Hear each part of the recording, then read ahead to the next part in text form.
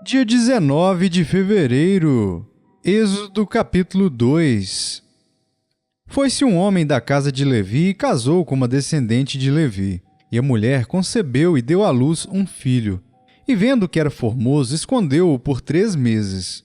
Não podendo, porém, escondê-lo por mais tempo, tomou um cesto de junco, calafetou-o com betume e piche, e pondo nele o menino, largou-o no carriçal à beira do rio.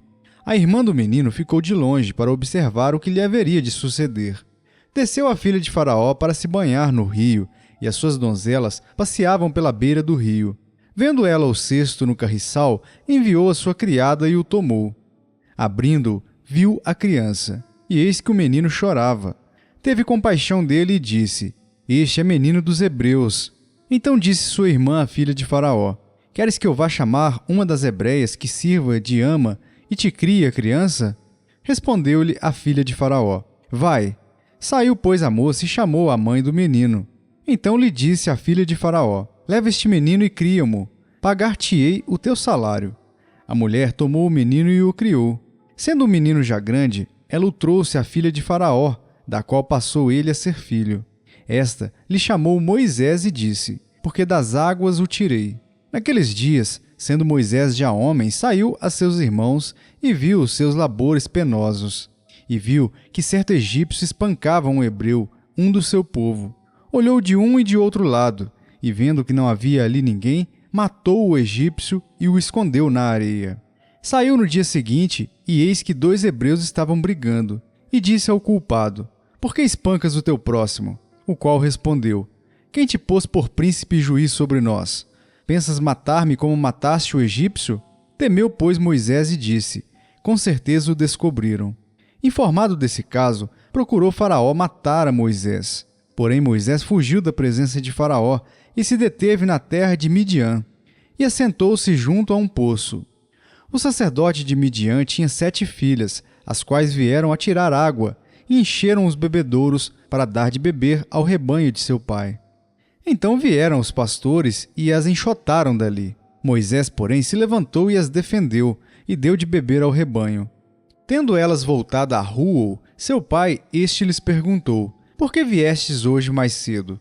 Responderam elas: Um egípcio nos livrou das mãos dos pastores, e ainda nos tirou água e deu de beber ao rebanho. E onde está ele? Disse às filhas: Por que deixaste lá o homem? Chamai-o para que coma pão. Moisés consentiu em morar com aquele homem. E ele deu a Moisés sua filha Zípora, a qual deu à luz um filho, a quem ele chamou Gerson, porque disse: Sou peregrino em terra estranha. Decorridos muitos dias, morreu o rei do Egito. Os filhos de Israel gemiam sob a servidão, e por causa dela clamaram, e o seu clamor subiu a Deus. Ouvindo Deus o seu gemido, lembrou-se da sua aliança com Abraão, com Isaque e com Jacó. E viu Deus os filhos de Israel, e atentou para a sua condição.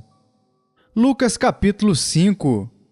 Aconteceu que, ao apertá-lo a multidão para ouvir a palavra de Deus, estava ele junto ao lago de Genezaré, e viu 2 barcos junto à praia do lago. Mas os pescadores, havendo desembarcado, lavavam as redes.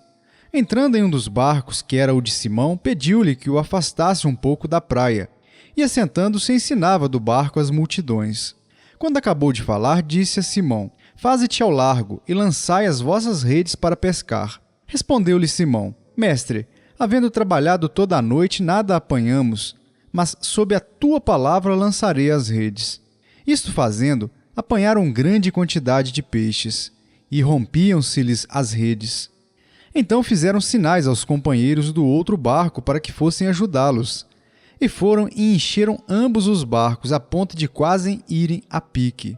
Vendo isto, Simão Pedro prostrou-se aos pés de Jesus, dizendo: Senhor, retira-te de mim, porque sou pecador. Pois à vista da pesca que fizeram, a admiração se apoderou dele e de todos os seus companheiros, bem como de Tiago e João, filhos de Zebedeu, que eram seus sócios.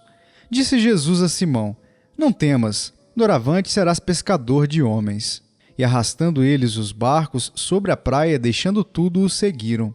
Aconteceu que, estando ele numa das cidades, veio à sua presença um homem coberto de lepra. Ao ver a Jesus, prostrando-se com o rosto em terra, suplicou-lhe: Senhor, se quiseres, podes purificar-me. E ele, estendendo a mão, tocou-lhe, dizendo: Quero, fica limpo. E no mesmo instante lhe desapareceu a lepra. Ordenou-lhe Jesus que a ninguém o dissesse, mas vai, disse, mostra-te ao sacerdote e oferece pela tua purificação o sacrifício que Moisés determinou para servir de testemunho ao povo. Porém, o que se dizia a seu respeito cada vez mais se divulgava, e grandes multidões afluíam para o ouvirem e serem curadas de suas enfermidades. Ele, porém, se retirava para lugares solitários e orava. Ora, aconteceu que num daqueles dias estava ele ensinando, e achavam-se ali assentados fariseus e mestres da lei, vindos de todas as aldeias da Galiléia, da Judéia e de Jerusalém. E o poder do Senhor estava com ele para curar. Vieram então uns homens trazendo em um leito um paralítico, e procuravam introduzi-lo e pô-lo diante de Jesus. E não achando por onde introduzi-lo por causa da multidão, subindo ao eirado, o desceram no leito por entre os ladrilhos, para o meio, diante de Jesus. Vendo-lhes a fé, Jesus disse ao paralítico: Homem, estão perdoados os teus pecados. E os escribas e fariseus arrazoavam, dizendo: Quem é este que diz blasfêmias? Quem pode perdoar pecados senão Deus? Jesus, porém, conhecendo-lhes os pensamentos, disse-lhes: Que arrazoais em vosso coração? Qual é mais fácil dizer: Estão perdoados os teus pecados, ou levanta-te e anda? Mas para que saibais que o Filho do Homem tem sobre a terra autoridade para perdoar pecados, disse ao paralítico: Eu te ordeno, levanta-te, toma o teu leito e vai para casa. Imediatamente se levantou diante deles e, tomando o leito em que permanecera deitado, voltou para casa, glorificando a Deus. Todos ficaram atônitos, davam glória a Deus e, possuídos de temor, diziam: Hoje vimos prodígios. Passadas estas coisas, saindo, viu um publicano chamado Levi, assentado na coletoria, e disse-lhe: Segue-me. Ele se levantou e, deixando tudo, o seguiu. Então lhe ofereceu Levi um grande banquete em sua casa, e numerosos publicanos e outros estavam com eles à mesa. Os fariseus e seus escribas murmuravam contra os discípulos de Jesus, perguntando: Por que comeis e bebeis com os publicanos e pecadores? Respondeu-lhes Jesus: Os sãos não precisam de médico, e sim os doentes. Não vim para chamar justos, e sim pecadores ao arrependimento. Disseram-lhe eles: Os discípulos de João, e bem assim os dos fariseus, frequentemente jejuam e fazem orações. Os teus, entretanto, comem e bebem. Jesus, porém, lhes disse: Podeis fazer jejuar os convidados para o casamento, enquanto está com eles o noivo?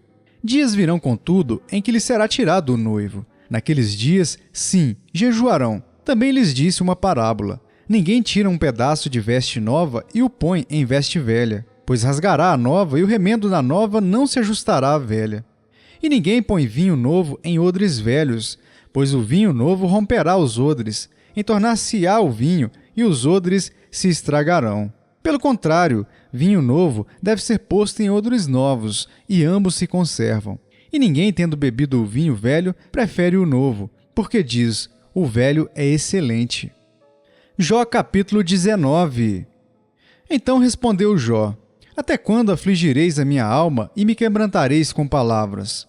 Já 10 vezes me vituperastes e não vos envergonhais de injuriar-me. Embora haja eu, na verdade, errado, comigo ficará o meu erro.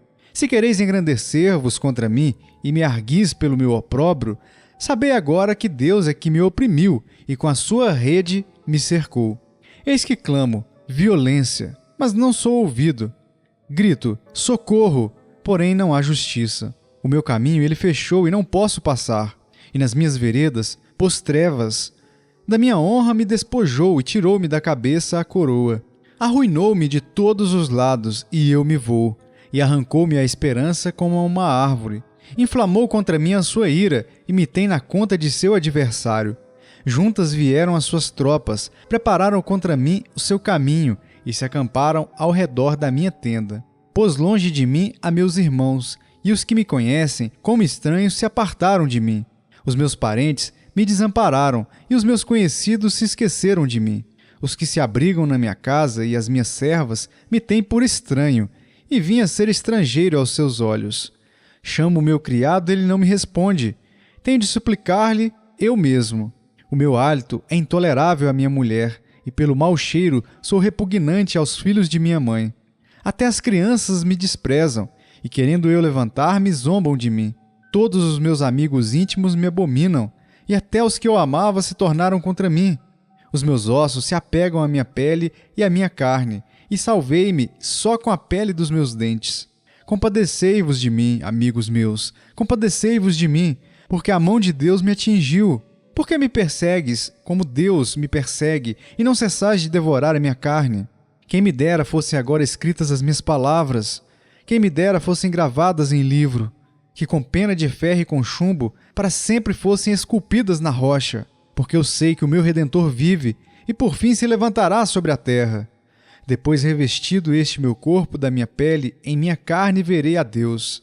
Vê-lo-ei por mim mesmo, os meus olhos o verão, e não outros. De saudade me desfalece o coração dentro de mim. Se disserdes, como perseguiremos? E a causa deste mal se acha nele. Temei, pois, a espada, porque tais acusações merecem o seu furor, para saberdes que há um juízo. 1 Coríntios capítulo 6. Aventura-se algum de vós, tendo questão contra outro, a submetê-lo a juízo perante os injustos e não perante os santos? Ou não sabeis que os santos hão de julgar o mundo? Ora, se o mundo deverá ser julgado por vós, sois acaso indignos de julgar as coisas mínimas? Não sabeis que haveremos de julgar os próprios anjos? Quanto mais as coisas desta vida.